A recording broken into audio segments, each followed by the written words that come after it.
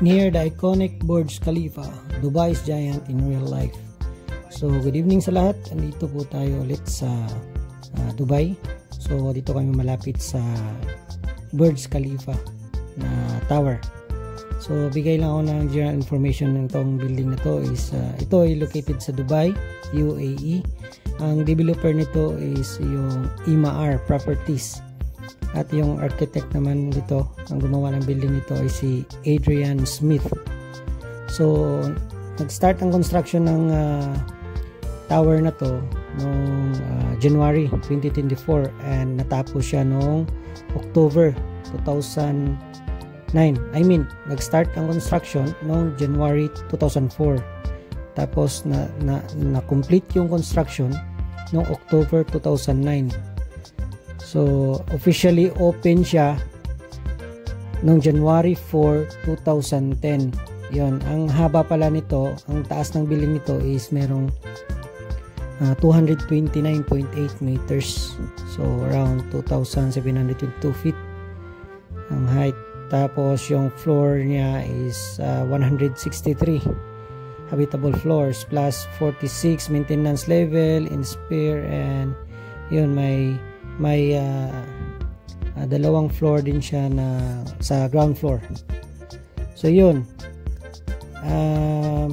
na kung makikita nyo dyan sa likod, yun yung tower. So na-experience talaga namin kung gaano kaganda yung tower dito sa Dubai.